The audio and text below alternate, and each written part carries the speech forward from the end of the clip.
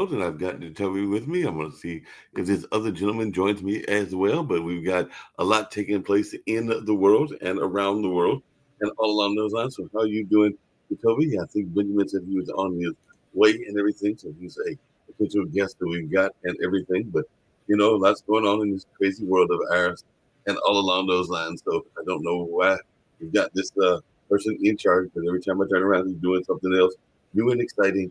And I guess that's what we got to deal with for 4 years. So, are you ready for 4 years of this excitement and all along those lines? 'Cause it looks like we're just going to have 4 years of craziness with the Don in charge and everything. So, are you ready for these 4 years of who knows what? This is what they voted for. This is what they wanted. I mean, you know, you got him trying to erase Black history and all this other stuff. Put out an order to which I heard today. He's trying to celebrate Black History Month while canceling Black History. How do you do that? I don't know. How do you do, how do you do that? He's gonna do an order that's gonna celebrate it, but he's also gonna cancel it. Yeah, I don't get it.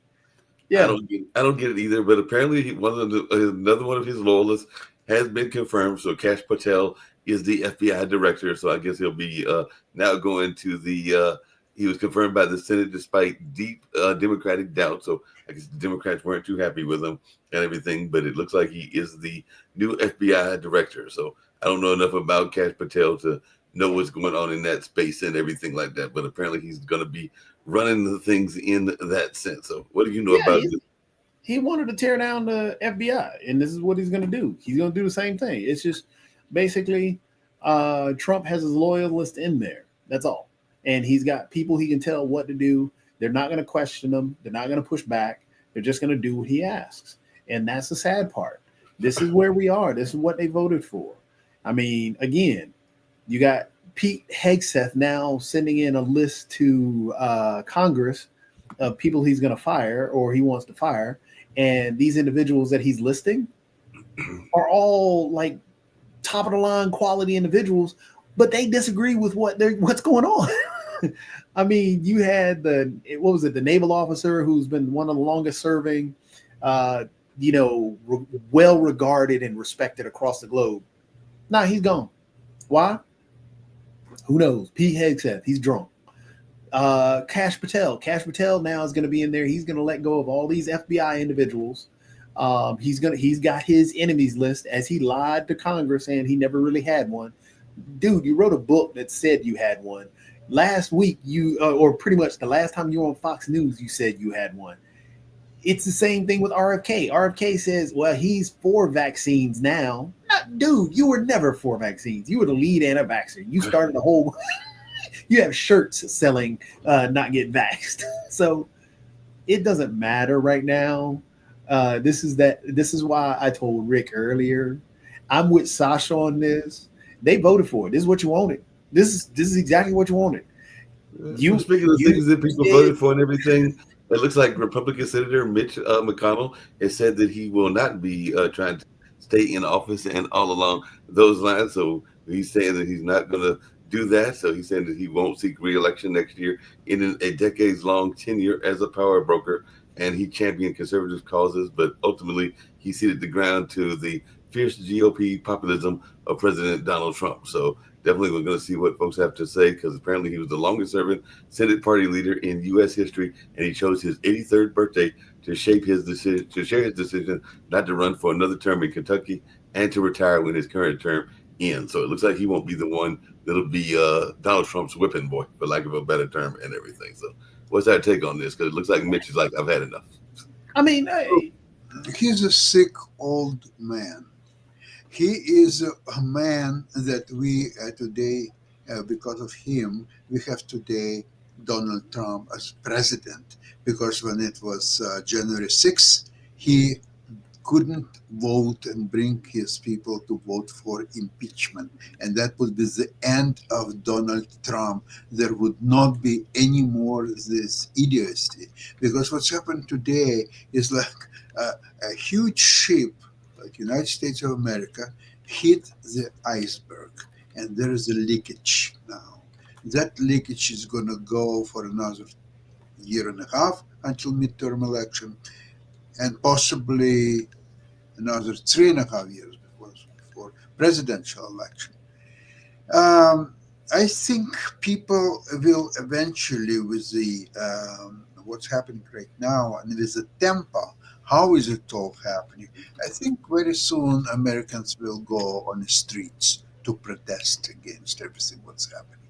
I think that it's coming, it's brewing, and it just especially what he did with Ukraine and its president when he uh, just opened his bloody mouth and said things which 100% untrue, such as it was Zelensky and Biden who started the war, not Putin, because right now he is having finally his chance to have a big politics with Putin and then with Xi.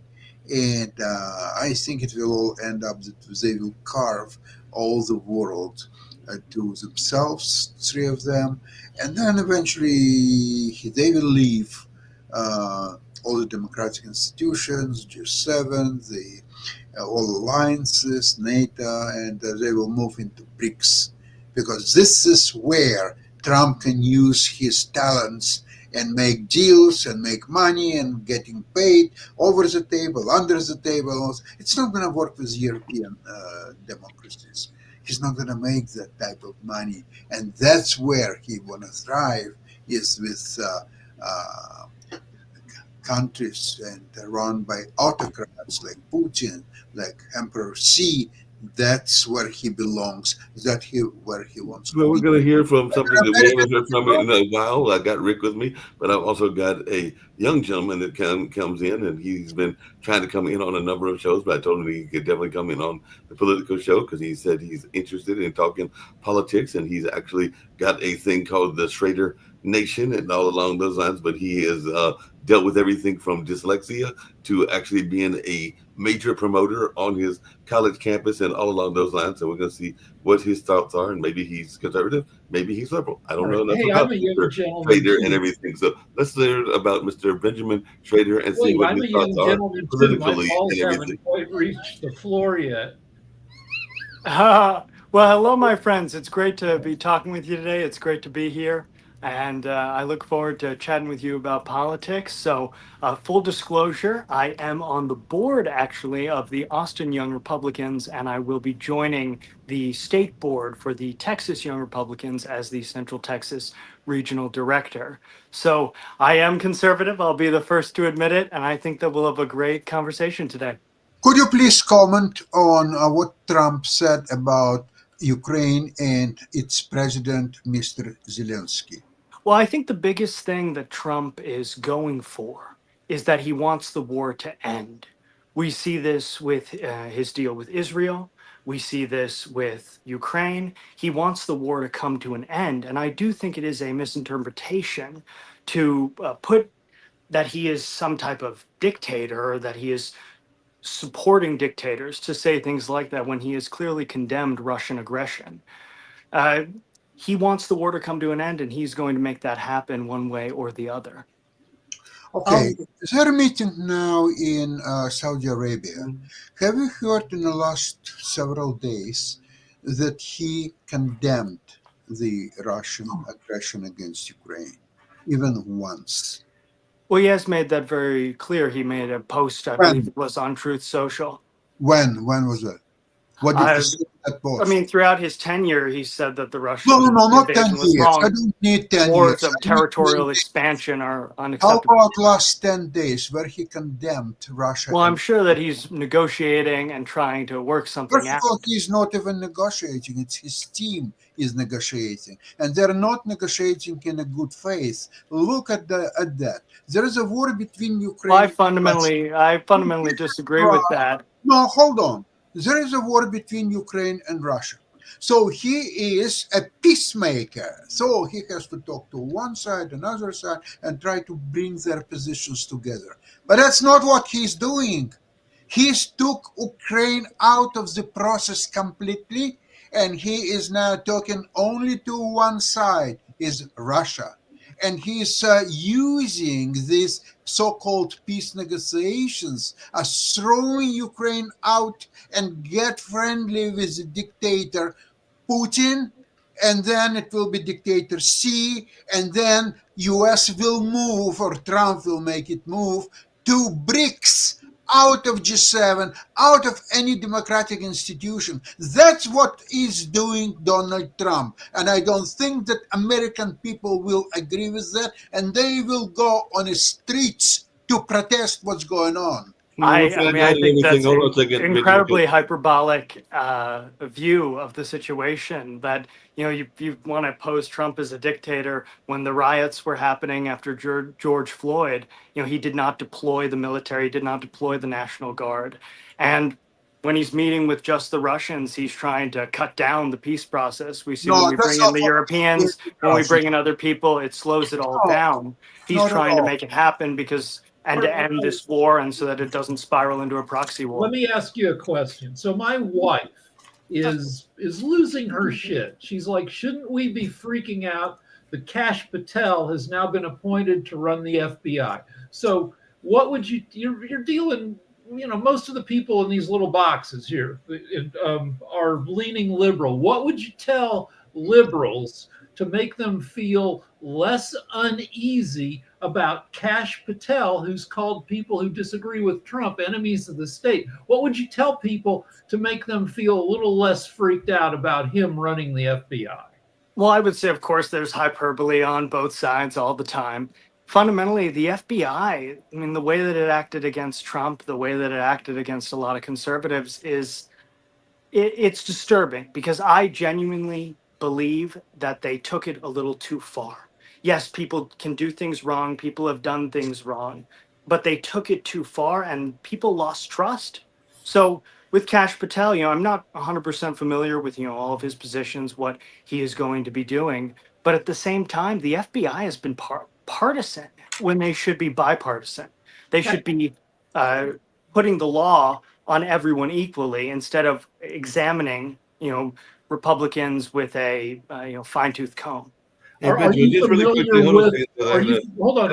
Are you familiar with the theory that the New York City FBI office that was so conservative that it was nicknamed Trumpland in 2016 slow walked the investigation into Huma Abedin's laptop, which led Comey to have to make the announcement that that Hillary Clinton was under FBI investigation again, which 11 days before the election. So anyway, you're talking about politicization. Have you heard about the New York City? I mean, yeah, we don't want political leaning either way, but that the New York City FBI office was called Trumpland, and screwed over. Just really quickly, because I had I'm not familiar with that, but it's definitely a very blue state, so I'd be surprised. Hey, Benjamin, just really quickly along those same lines and everything. Yes, my apologies. Hold on a second. One thing we heard people talking about was this notion, and you worked with some of them, of the liberalization and the liberal nature of Hollywood and of entertainment. And I know that you've done some shows there in Texas with like Lady Gaga and a number of other folks like that. So what is your take on, is Hollywood too far gone to the left in your mind and everything? And if so, is that something that is good, that he's appointing some of these people, like some of these past actors, to be the voice of Hollywood and everything? So what is your take on how Hollywood is perceived? Well, I definitely think that there has been a widespread bias in Hollywood, and that a lot of, the movies, a lot of the TV shows are, look at late night comedians. They used to be funny, and now it's all just jokes about, oh, Trump, Orange Man bad, these type of things. So looking at that, I have a lot of hope, though, because you're seeing a real shift, whether it's with independent media and things like YouTube, things like the Daily Wire producing content. And also, too, you see rappers, singers, artists coming to Trump because young people, amongst Gen Z, to be conservative, to be a Republican is to be a rebel. It's the new party that's anti-war, the new party that wants peace and prosperity.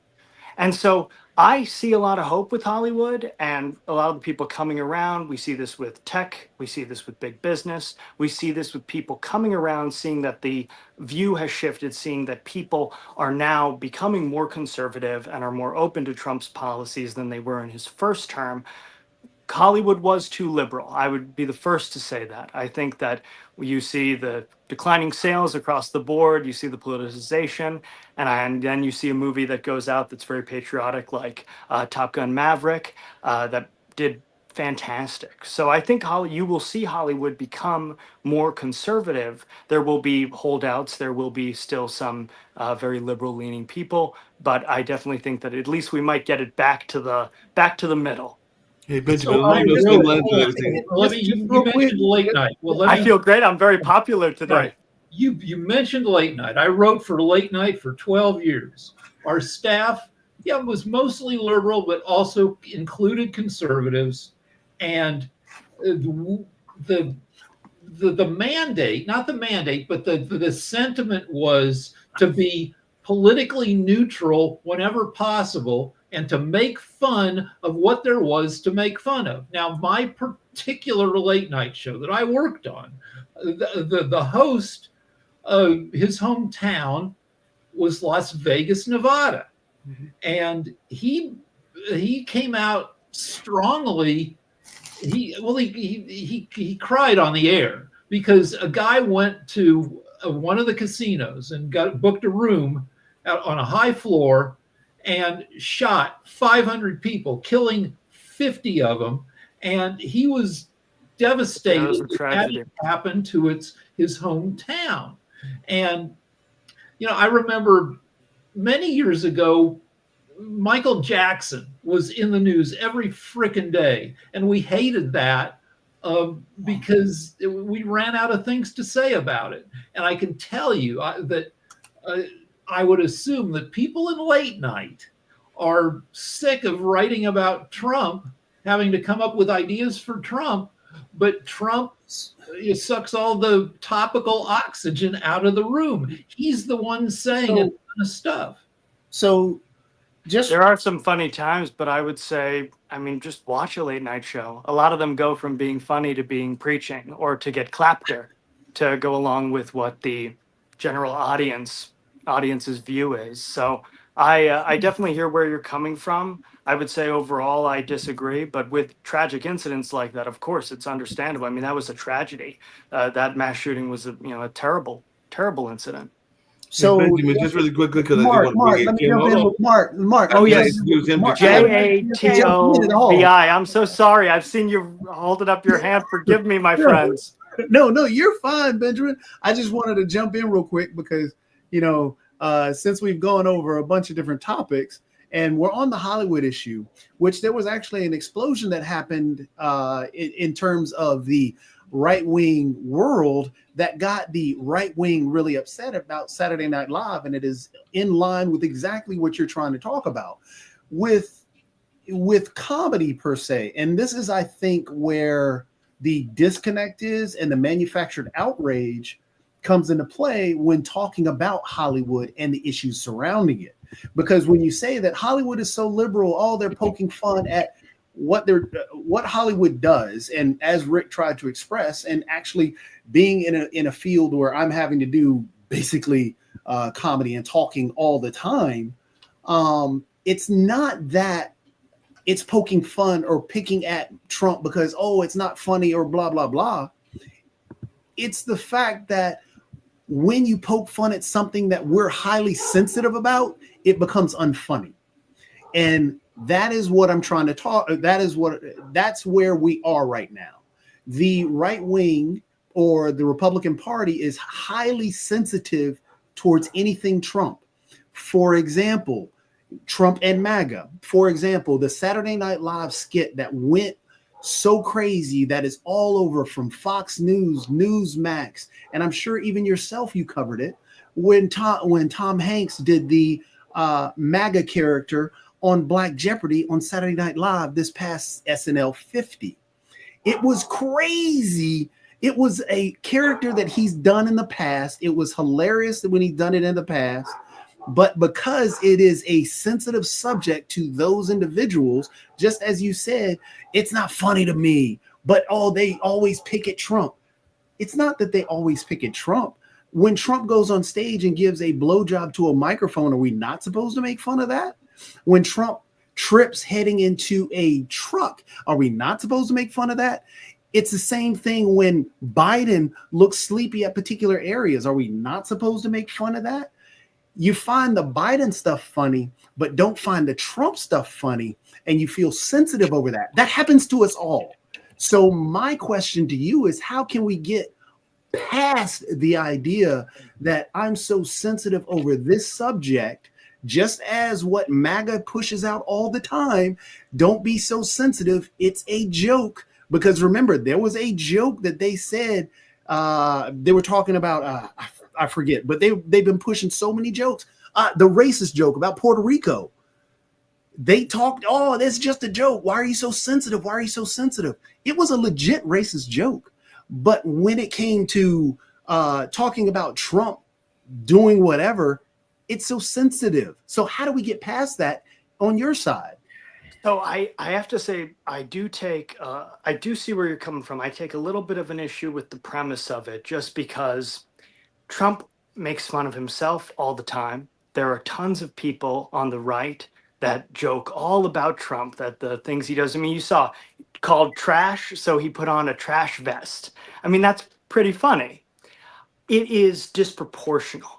So a lot of times, I mean, Biden, God bless. I mean, in one of his speeches, and I just to make sure it was real, I had looked it up and I watched it. He said, "I got hairy legs that turned blonde in the sun, and the kids used to like to reach down and rub my leg hair, so it would go straight and come back up again. And I learned about roaches, and I love kids jumping in my lap." I mean, that's comedy material right there. And you see shows like John Oliver and different ones like that are very, it is more about a message. So it's not just about the comedy. There are tons of times, I mean, I'll joke about Trump. You know, I've had the honor to meet the president. He's a very nice man. It was a great, immense honor of mine. I met him actually 30 minutes before the attempted assassination in Butler, Pennsylvania. I was there that day. Mr. Compentore was 15 feet behind me. He was hit in the head shielding his family. That was a terrible, terrible time. But there are a lot of these things in comedy where, yes, there are a lot of funny jokes. And I think jokes are important. The Puerto Rico joke, that gentleman, forgive me, his name's escaping my mind, but he has actually been very involved in cleaning up trash and these types of things. Now, wait, real quick, Benjamin, just to interject. His joke was racist, and he admitted it was racist, and people have pointed out it was racist. So I have to watch the joke again. I don't think it was the best. All right, yeah, it was one freaking joke. Isn't it supposed to be comedy, just like you were saying? Hold on a second, because I did have a question for Benjamin. Because one of the other issues that I know you're very big on and everything is an issue that some people are saying that Trump is missing the boat on. So I'm wondering, how are you able to balance your environmentalism? Because you are known as an environmentalist and all along those lines with some of the positions that are coming out there. Because, I mean, you've even been recognized for some of the work you've done on some U.S. botanical gardens and along those kind of things. So how are you able to balance some of your own environmentalism with what some people perceive as a non-environmental friendly president that's coming into office? We all know the drill, baby drill kind of commentary and everything, but how are you able to balance that in your own mind? Well, Teddy Roosevelt, a great Republican, was one of the first to put in environmental protection laws. Myself, I did a lot of work with invasive species when I was young, and something, really one of the main things that damage the environment. I would argue it has not, Trump has not been an anti-environmental president. If you look at oil, if we're buying it from somewhere that's drilling it out of the ground in the most dirty way, Venezuela, places like that are not doing it in the cleanest way possible, when we have tons of precautions in place, we want to do it. It is cleaner when we do it. And most importantly, we must always put humanity and the nation first. That if people are suffering, if people are not able to heat their homes, not able to buy their groceries, that's not right. I mean, it is, there are hard times and people are struggling, and it is not right to say, oh, there's this frog over here that's not doing great, so we can't do this. We have to put people first. But I do not believe that Trump has been anti-environmental. In fact, I believe that we are extremely clean overall. I mean, you look at other nations like China who are polluting like crazy. And, I'm 25% Vietnamese, 12.5 Vietnamese, 12.5 Chinese. Myself, my family fled the Cultural Revolution. I mean, China is a mass polluter. And, even India, they're closer, not friends, but closer friends with us, polluting like crazy. We do things cleaner. Our independence, our safety, and our ability to project power through cheap energy and the manufacturing of goods is critical to the nation. And we plant a lot of trees. We do a lot of good for the environment. So I want to go back to comedy one more second, because that's just where my history is. So making fun I've got a great joke for you here in a sec. Okay. So making fun of Biden was tougher because Biden hid out. We were finding out. I mean, Biden looks old as hell. So like Biden didn't make himself much of a target because he wasn't that visible. Could more comedy have been done about that? Yeah, I guess. But it's tough when you don't have a highly visible target. Ditto for Obama. Obama didn't say as many things that he could have been made fun of. That tan suit, though. I joke. And then one time he ordered Dijon mustard on his, and people were, Rick, Fox News went crazy that he was ordering French mustard. Rick, the issue is again going back to messaging. The outrage was never there for when SNL on a regular basis had a character that was Biden. That's been there for the past few years, but there's no outrage over it. Key and Peele had a character legitimately that was made famous for Obama, and they used him on a regular basis. There was no outrage over it.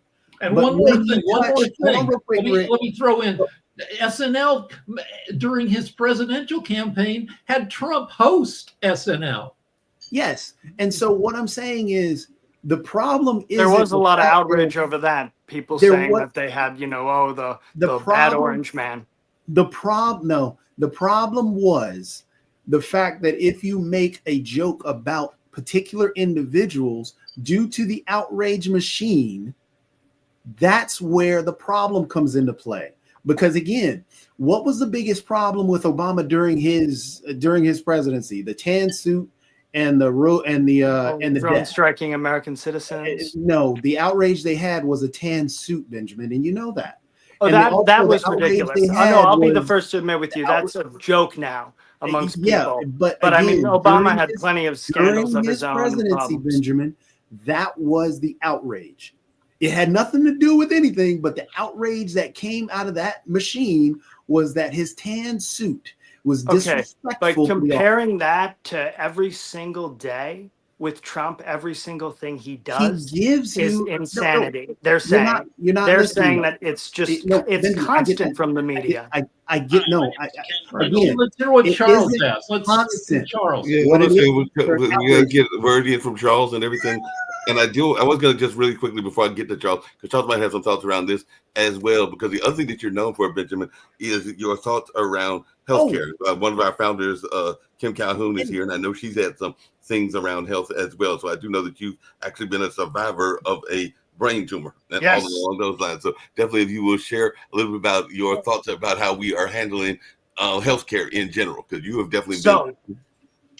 Yes, I have many thoughts on this. I had a golf ball sized acoustic neuroma. I am deaf in my right ear. And our healthcare system, we do need a grand reform. I will be the first to admit that. Now, I want to say we have the best healthcare in the world. I had my tumor out at MD Anderson, and they had the most advanced technology to be able to remove it to save my facial nerve so that half side of my face wasn't drooping. Now, you have to have the money to afford that, the best healthcare in the world.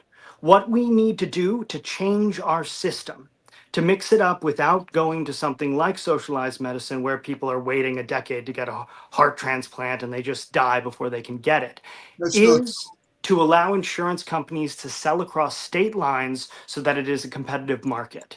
The monopolies that insurance companies have right now, and that hospitals don't have to disclose their how much things cost in many ways, is not right. And it is not fair to the people. And there is a great reform that is needed on that. But overall, Europe, all of these places that have medical systems, Britain, that are more socialized, are benefiting because we do all the research, we create all of the drugs, not all of them, of course, but the vast majority. We do so much, and we keep them safe. We produce we invent everything, so they're able to catch a little bit of a free ride, and we need to share that a bit more with Americans. All right, let's check in with Charles. Charles, I'll let you handle that one. Well, I'll tell you. Charles. That's all good. We have Charles. And I want to answer Benjamin, because I have received health care from around the world. And I will tell you, you are very, very wrong. But go ahead, Charles. Well, I'm Canadian and biased. Good evening, everybody. Pleasure to be with you. Charles. I think that the U.S. standard of care does seem very high, and there's lots of incredible technology and breakthroughs. In Canada, in a sense, we have the best of both worlds, because we get access to American technology, but we have a public system. One thing that's interesting about this system, I had a child recently at a community hospital around the corner from us here, and one of the wealthiest individuals in the country, the Thompsons, paid for, by donation, the building of a new wing of that hospital and a renovation. And it's just a sensible system that we have, somewhat similar to the public system that was in place in the United States before Nixon privatized the system more fully. So I'm very biased. I think what we have up here is wonderful.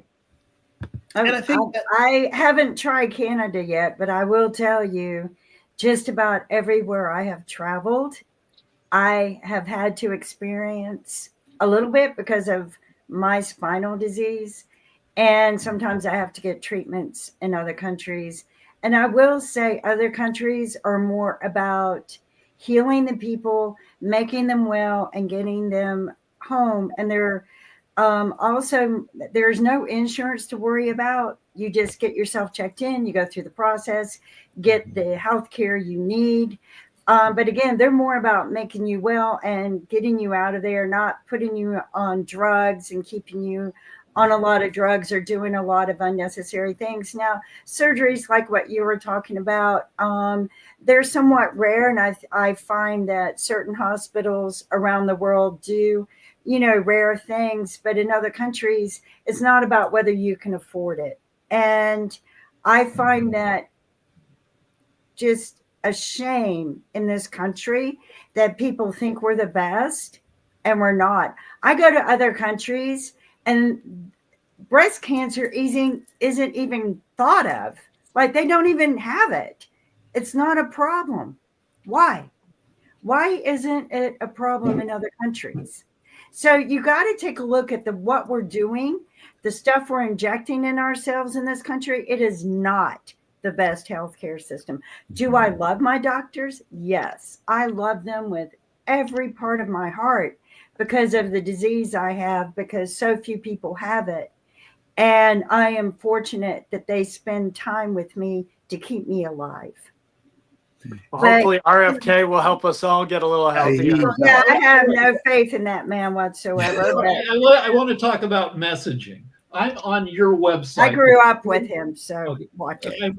The Schrader Nation. Yes, my website is terrible. I'm getting it redesigned, but please. But it's not, because it has a section called propaganda, and it's got yes. So let me Let me make nothing my point. Soviet specifically. We designed everything back when organizing concerts to be like propaganda posters, and we had the Schrader Nation, and we did all of that, and it was a lot of fun, very unique. You know, you see literally it's for a concert, but it looks like an old Eastern Bloc propaganda poster. So none of those are for real countries. Let me give you a compliment. It's good and it's funny, but even now you're planning to make it better. And then I look at the Democrats, and I don't know that your counterpart is probably David Hogg. Oh, you're generous. You flatter me. I don't know if I'm that high up, but I appreciate it. Where is David Hogg's website? I don't know that he even has one. Well, you look at Charlie Kirk, who pisses me off incredibly, but he's amazing. but great messaging. Why are you guys so much better at messaging than the guys on my side? Yes, no, Rick, thank you. You flatter me. I greatly appreciate it. I believe that I have a very clear answer for you on that. We on the right, for a long time, felt trapped outside of the traditional media sphere. Because of that, we put a lot of time and finding good people, finding the resources. Charlie Kirk with Turning Point has put massive resources into youth and alternative media. We felt we were on the outside, so we had to create something. We had to find people who were effective and could have that sort of independent media and independent personalities. We had to create that because we didn't have a CNN. All we had was Fox News for the longest time. And there are many people on the right who would disagree with Fox on many different things or agree with them on many other things. So we were on the outside, so we had to create all of that. I would argue, and you may disagree, my friends, but I would argue that for the longest time, we did not have the vast majority of the media, especially around 2016, when it was, anti-Trump, and he could save a child from getting hit by a car, and it would have been, Donald Trump grabs child, pulling him away. It was a little much, and people lost confidence. They lost confidence in the media, especially on your guys' side, but I would say overall completely. But I greatly appreciate your words. It means a lot, and you're one of the last people to see that website. As an old guy, let me one quick thing. It upsets me because in the 70s, when I was a kid, the liberals who were against the Vietnam War, they owned all the craziness, the yippies, and Jerry Rubin went to the New York Stock Exchange and just threw a bunch of $100 bills into the trading pit so people would go crazy. And we became mainstream and cautious and conservative. I believe that you guys lost the youth because the revolution never stopped. It went too far, and young people were saying, we don't want war. We don't want the endless wars. We don't. And I think there are a lot of young people who would condemn, Iraq, Afghanistan. We don't want to be sent off to fight in a land that a lot of people couldn't even point to on a map. So Benjamin, have you heard of the book?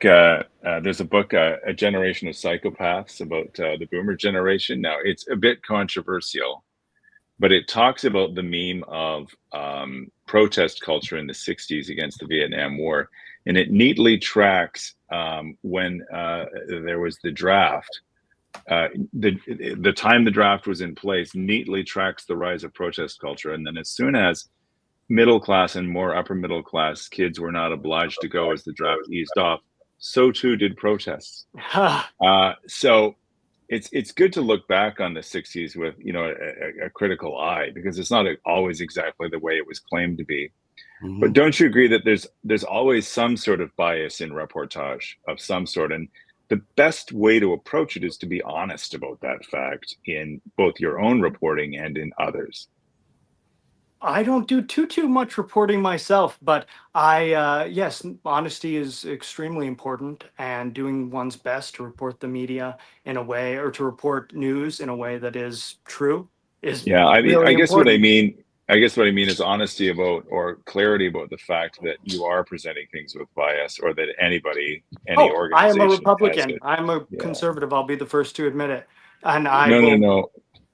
Yeah, but what I mean is that there's two sides to every story, and I think that that's Yes, a talking but point that No, there's actually usually needs 3 to report. 4 sides to every oh story and yes, everything. yes. Yeah, that's right. Benjamin, just really quickly and everything along those same kind of lines, how could you mentioned it earlier, and it's the one issue that we've talked about in this network before, and even Sasha has alluded to it before, because it's not just us in the United States, but you as I think you said you are a Asian immigrant or have Asian immigrant My background. grandmother is from Vietnam. Yes. Vietnam and everything. How do you feel about the way that immigrants are being handled, whether it's Vietnam, whether it's China, or a number of other things? So we are seeing this as a major issue that people are concerned about, this whole notion of deportation and everything. So Yes. Well, first off, you're in there in Texas.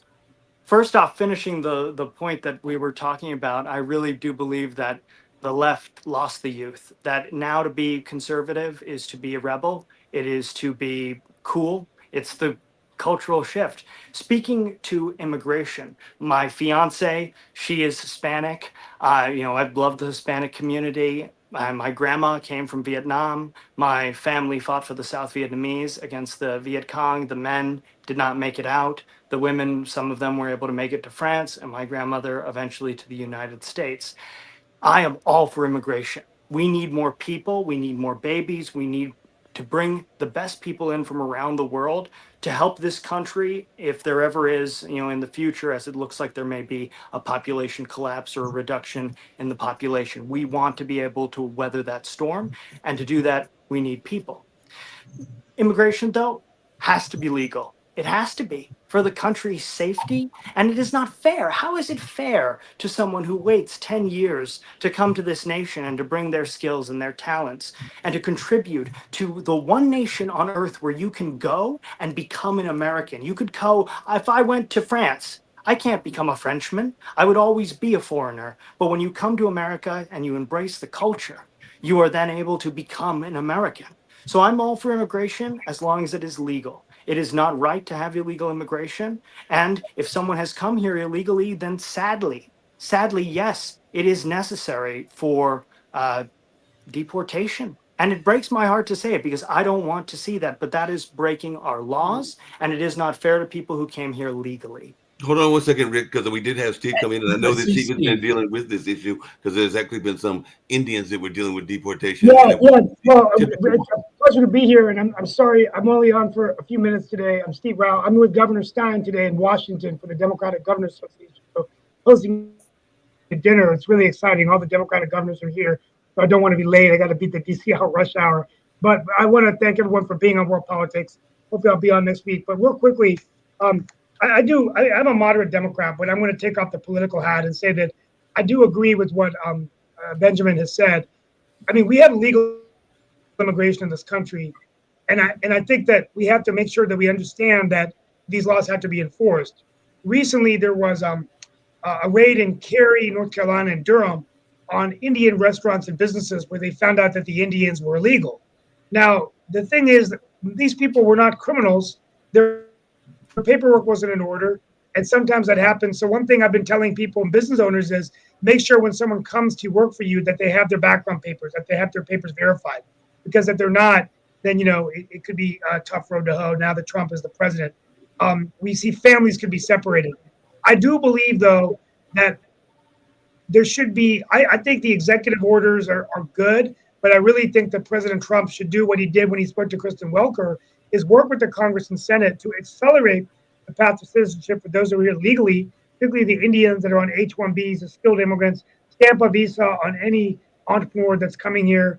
Elon Musk, Jerry Yang, Sundar Pichai, who runs Google, Satya Nadella, who runs Microsoft, Shantanu Naranu, who runs Adobe, and Arvind Krishnan, who runs IBM, all from the nation of India, educated from India, immigrants. They're now running the 4 largest tech companies, not in the United States, in the world. So this is huge for us to have that. But I think illegal immigration should be a part of a comprehensive bill.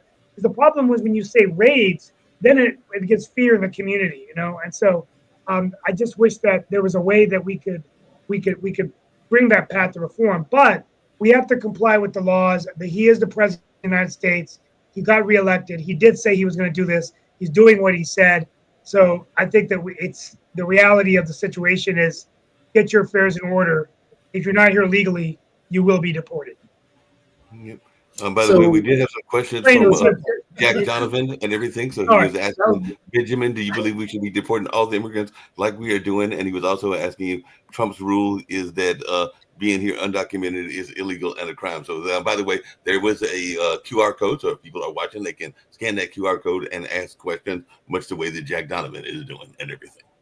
Well, to overstay one's visa or to enter the country illegally is not allowed by our laws. And I think first off, and if people have bad paperwork, things like that, it is important to try to take as merciful a view as possible to try to work things out. I don't even think, forgive me, Mr. Steve, I agree with a lot of what you said. It's important to take as merciful a view as possible. And however, I don't even think we should be looking at this with any type of racial lens at all. It should be completely, is this person legal or not? Doesn't matter where they're from. And that if they are not legally in this country, targeting criminals first, but people that are violating our laws, that are violating our rules, it is not fair, it is not right, and it is not safe for the nation to have this, to let these people remain. And it's tragic. It's rough, but it is important to protect our citizenry first. The duty of a nation is to put its citizenry first. That is the most important thing. And once the citizenry is taken care of, then we can look to helping others. Okay, we're speaking in platitudes now, where everybody is for keeping our citizens first. That's a platitude that everybody. I don't believe so. I'm sorry you don't believe it, but everybody's for it. Everybody wants to have everybody safe. I don't want to go out and have other people hurt. Do you, Benjamin? No, I doubt and I don't think that you've been saying that. No, I don't think everybody's for safety is not a real argument. Everybody's for that. The problem that's coming into play right now, as Steve pointed out, people went into a restaurant, an actual business hunting for people. That's where the raids are taking place. A criminal is not clocking in on a business. A criminal is not sitting here punching the clock. A criminal is actually doing bad things. This is what they were supposed to be doing, but they're not. They're actually going after anybody. This is a show me your papers act. And that's what's happening. And this is where I have to push back, because as much as we don't want the racial aspect of it, that's where it's actually happening. When they're going out on raids, when Dr. Phil was putting on that show, were they going into where, let's say, people from Ireland are? No, they're going into areas where there are Hispanic individuals and putting them on screen and showing torturous moments. So as much as we want to say that racial thing isn't there, I have yet to hear Donald Trump talk about people from Norway. Oh, those immigrants from Norway are just coming from S-hole countries. I've never heard Donald Trump saying those individuals from Canada, we've got to throw people on the border from Canada because they're having migrant raids and stuff like that. That's not happening. I believe he has. I believe he actually has spoken about Canada. He hasn't. The only thing he wanted to do with Canada, and this is about that honesty thing, the only thing that he's spoken about Canada is putting tariffs on Canada, and because we want to stop. He has talked about securing the northern border extensively. Fentanyl from Canada, which 49 pounds of fentanyl have come from Canada. That 49 pounds too many. I'm sorry. We send 233 pounds to Canada. So let's think about this whole idea that, we're getting so much. So we're in a net negative fentanyl wise. Well, we got to stop that. Okay, so that means we have to stop sending fentanyl to Canada, and Canada should put people on their border. And how do we do that? By stopping the people who are selling or sending that. The problem is on immigration. Raids are sometimes necessary to stop. Raids actually do not help. These things raids like that do not help, Benjamin. Raids actually. Then how are we going to actually effectively enforce our laws? Let me explain to you. Raids don't help because that causes communities not to actually call the cops when there's actually a crime. That causes people to avoid actually helping the police, which what we're trying to and wanting to do. So raids stop that. What we want is a community partnership and actually creating pathways so that people can actually become citizens, because that's what we agree that we want. Donald Trump said he would do this, and he got immense support from the Hispanic community. I know he got immense support. Now the Venezuelans that voted for him have actually turned against him and don't want him anymore. There has been a 12% drop off in support from the Latin community that actually voted for him. Yes, these polls have come out. If you want to look them up, they're actually I would have to see where from. So what I'm trying to tell you right now, people want a pathway to citizenship. They didn't want raids and Guantanamo Bay reopened. All right, okay, here, for every pound of fentanyl comes over the northern border, 500 pounds come over but not really over the border. They come through the ports of entry. But anyway, Benjamin, question for you. What is your daily, what are your sources of daily news? When you get up in the morning, what's the first site you visit? And what's the second site you visit? Because conservatives have a very unified message, and liberals can be all over the place. Oh, my favorite show. Gosh, good Lord. What is the name? I can't believe I can't remember it. It's it's on YouTube, and it's actually relatively left leaning. It is, your daily briefing, daily something. They're from the UK, and they're just fantastic. I would say a lot of times I'll take a lot of my news from YouTube, whether that shows Task and Purpose. I really enjoy for takes on, Ukraine, discussing the military operations there, the logistical sides of all of that. I would say I try to consume a good amount, actually, of media from the opposite side so that I know what, the left would be thinking about. And I hate to say opposite side, but you guys know how it is. And then, of course, Fox. I do watch Fox and enjoy that. I've had the honor to be on it a couple times. CNN some, and mainly a lot of independent sources on YouTube. I know that there's that wonderful Ground News that really helps people see their media bias, see where they're consuming their information. And if I remember the name of that show, because it's pretty big, and I'm kind of embarrassed, forgive me. It was Daily something, but those are my news sources are relatively Well, I'm thinking broad. about it the other way. You've got two of the founders of the network, meaning Pod TV, both Kim Calhoun, who is the blonde on this side and everything, and Nick Palveda, who is currently living in Spain. So they are the founders of Pod TV. I do most of the programming, so I was glad to find you through, I believe it was Matchmaker and all along those lines. So hopefully this won't be our last time seeing you here, Benjamin, because we do like getting different voices and everything. We do have some conservative voices, but mostly, as you guys noticed, liberal voices. But we would like to have a mixture of voices. So hopefully this will not be our last time seeing you.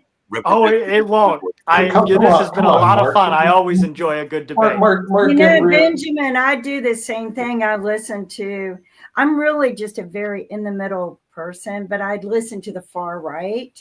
I grew up more right wing than I did left wing. I just have morals, and I see no morals in Trump. I don't see Trump, a man who cheats on his wife and lies to her is going to cheat the nation and lie to the nation. So but my favorite at night is Last Word with Lawrence, somebody. O'Donnell? Lawrence O'Donnell. Yeah. I've heard of it. Yes. I think I've watched it. Oh my God. You would love him. You would love him. He is so eloquent. He's just really cool. So. There are very flawed people that can still do a lot of good. Jacoby out, since I live in Spain, and Jacoby has never been an immigrant like Nick. I am. Okay, I immigrated from the United States to Spain. I have to fill out paperwork, or they will deport me. Okay, I have to have background checks, or they will deport me. And I was being prepared because I wasn't sure I'd get my residence card to leave because if I didn't leave, you get banned for 5 years to ever come back in. And when did you leave, Nick? Will deport you. So where you think these people who've broken the law to come to the United States are being deported? Nick, when did you leave? Insane. They should have been deported a long time ago. And when did you leave? You have no respect for the law. I know Jack Donovan said you treat people as if they're criminals. And you left in August. They are criminals. Just remember, you left in August because you knew Trump. You had a vision that Trump was going to win. He comes from, hey, Benjamin. He comes from the progressive left wing, nonsense that he eats up MSNBC in the View. So, and by the way, I'm going to say Benjamin outdressed you tonight. So you will never convince him that when you break a law, that it's a crime and there shall be punishment. He just doesn't get it. He'll never get it. Benjamin, where are you from? Are you talking about me? Forgive me. There were a lot of people talking. I wasn't. He'll all over talk you all the time too. When he finds he's losing an argument, Jatovia will just over talk you. You'll see. I mean no offense. Forgive me, Nick. What point were you making? Oh, it's quite simple. Okay, like I live in Spain. Okay, I've got a residency here in Spain, right? And Benjamin, when I moved to Spain, you have to fill out all this paperwork. Yes. And if you don't get your residency, they deport you here. Yes. I mean, it's real simple. You committed a crime, and basically they don't like you, and they'll deport you. And frankly, they're not that favored of Americans anyway. Now, in the United States, for some reason, there's this whole left-wing agenda that says, "Oh, they committed a crime. They came here, but they get to stay."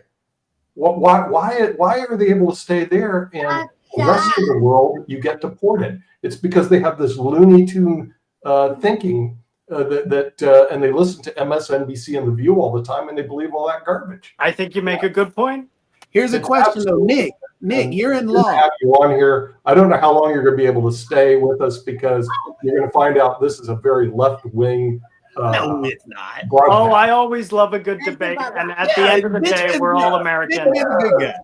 Nick, here's a question though: is speeding a civil offense? No. Speeding can be considered a criminal offense. So, can you tell me some other civil offenses? Yeah. Like shoplifting. Is shoplifting a civil offense? Shoplifting is a criminal offense. Yes. It's a criminal offense. Well, I think if we're trying to say that, if we're trying to separate crimes into different types of crimes, it's still a crime. Actually, what I'm trying to do is figure out what a civil offense is. Civil is different than criminal. Okay, so I just looked up. So some ways of sneaking into the U.S., a crime. Overstaying your visa, civil offense. Seeking asylum, legal right. Now, so yeah, it's a mix of stuff of illegal and civil offenses. So if it's just a civil offense, it's not one that is worthy of going to Guantanamo Bay, is it? Well, I think that Guantanamo Bay and things like that specifically, we're looking at people that are a part of MS-13, part of gangs, part of terrorist organizations that are extremely violent, extremely dangerous. And I mean, we are losing like 100,000 or 200,000 Americans a year. They're dying. We are losing our citizenry to drugs. Wait, you're putting the deaths on immigrants? Because Benjamin, real quick, when there is fentanyl and things like that being brought across the border and not having a secure border, not accusing immigrants of that, but accusing the cartels and an unsecured border of those deaths. Yes. So Benjamin, real quick, ports of entry are where most fentanyl comes through. So we must also secure our ports of entry. So hold on. So saying it at the border, that's an incorrect statement because most. It is very important we secure the border. If you look, if a border isn't secure, what's going to come through? But I get that. We're all wanting a secure border. Everybody wants that. That's again in platitudes. What I'm trying to get to is actually the specifics. The specifics are fentanyl comes through the ports of entry. So yes, we should focus heavily on a lot of the ports of entry to upgrade that technology. Also, in terms of immigrants have the lowest crime rate compared to native-born Americans and even native-born immigrants that basically were born here. So the immigrants that are coming across have the lowest crime rate across our nation. So when we now, are you looking at legal immigrants or illegal? I'm looking at the actual FBI data, the statistics that are put out there every single year. We demonize these individuals. But I do not wish to demonize immigrants in any way. but However, I'm sorry, there is a hold on. difference. There is a Hold on. difference if a person is a citizen or non-citizen. I get that. And the non-citizens have lower crime rates. So what I'm trying to point out to you is when you started off your comment of thousands of people are dying every day and trying to take that and pigeonhole or actually connect that to immigrants, that is demonizing it is connected to a secure border, which is connected to immigration, which is connected to all these problems. And you have people who are being taken advantage of and being used as mules or dying in the desert with coyotes. That is not right. That's not rarity. Okay, that's let me throw numbers out. More than 90% of intercepted fentanyl is stopped at ports of entry. More than 80% of the people carrying the fentanyl are U.S. citizens. So, but those people need to be thrown in jail, and our ports of entry need to be secured. When are we going to get bipartisan action on the border? Because Trump's been president a month, and it's been all Doge. When are we going to see action from the House and from the Senate, where I think on border issues? We won't. I'm confident very soon. We won't. Tom, forgive me, his name's escaping me. The border czar. He's fantastic. Yeah, Tom Holman. He's absolutely fantastic. And we are already seeing, throughout the country, working on immigration, and we will definitely see a lot more action on the border than has already been taken. I know there were some executive orders signed on that. Actual numbers of people get. But I don't believe the left will work with us. Are no higher than the king of deportation, as you know, was Obama. Yeah, President Obama. Kicked out, and it was partly because our economy sucked and people just wanted to go home. But right now, Trump's, ICE numbers aren't great. So are you guys both supportive of Obama's deportations? Here's a question, Benjamin. Are you supportive of increasing legal immigration? Yes, 100%. So then why are you for Trump, who blocked a deal, the same thing that Rick is talking about, where both Democrats and Republicans work together to increase legal immigration? I'd have to check the specific deal you're talking about. However, I do believe there was a provision, if it's the same one I'm thinking of, that was giving, the Dreamers a pathway to citizenship, that was offering a lot of pathways to citizenship. And that is why Trump stood against that. I am for legal immigration from across the world. And it is from across the entire world. We want the best people, the best minds, the most skilled talent from literally everywhere. We agree about that. You're going to come back and everything. We got to get ready to wrap up. Hold on 1 second. Dreamers, are you in favor of letting Dreamers stay? So this is an issue that has to be examined very closely, and it is a really tough one. And I have to say, I am not 100% sure of what to do on this, that these were people that were, born in America. However, if they weren't and they don't have citizenship, if they were not, born on our soil as our current laws stand, giving citizenship to anyone born on it. Of course, I believe birthright citizenship should be changed for the future. Why?